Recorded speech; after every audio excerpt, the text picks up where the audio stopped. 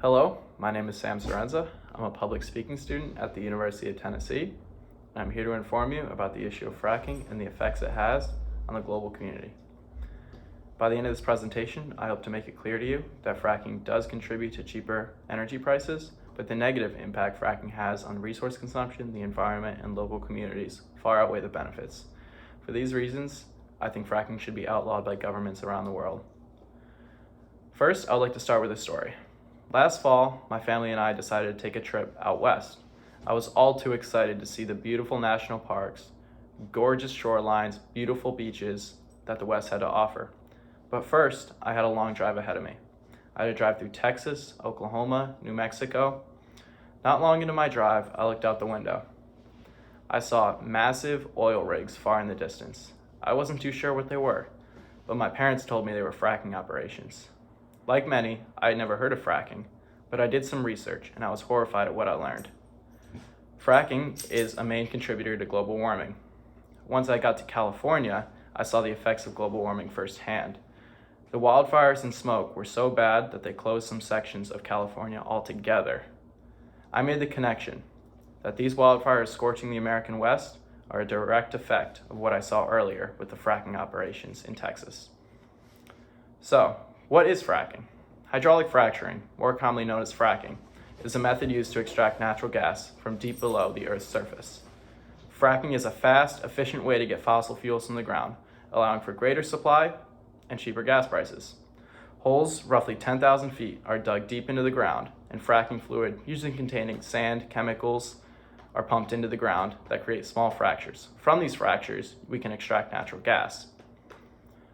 The fracking revolution in the United States alone has caused natural gas's prices to drop up to 47% compared to what they've been before fracking.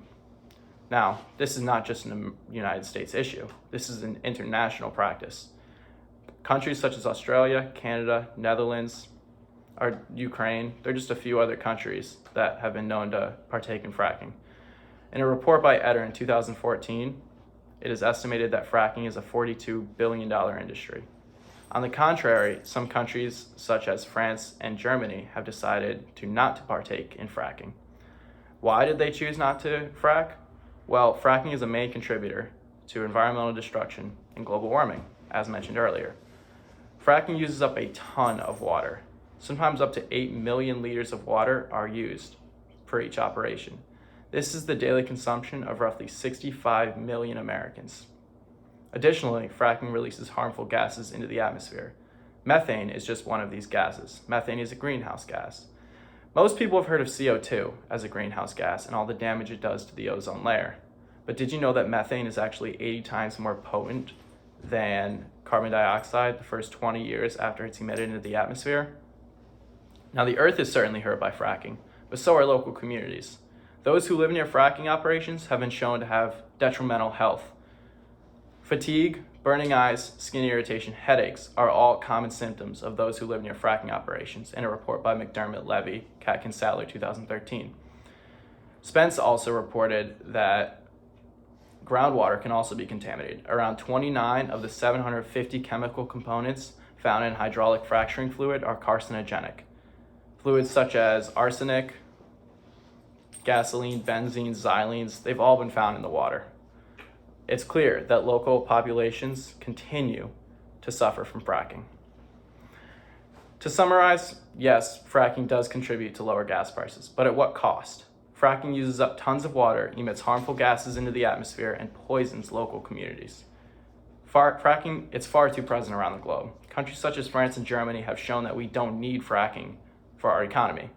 It's estimated that only 30 countries have banned fracking altogether out of 200. It's important countries begin to ban fracking. I would like to end on this note. I don't know about you, but I don't want to give my children a world that's too hot to go outside. Many scientists estimate that the world could increase by up to 5 degrees Celsius or 9 degrees Fahrenheit by 2100. While this doesn't seem like a lot on the surface, many places around the world, such as Australia, India, and Africa, will soon be completely uninhabitable. Global warming is sending us down a dark path, and I'd much rather be part of the solution than be part of the problem.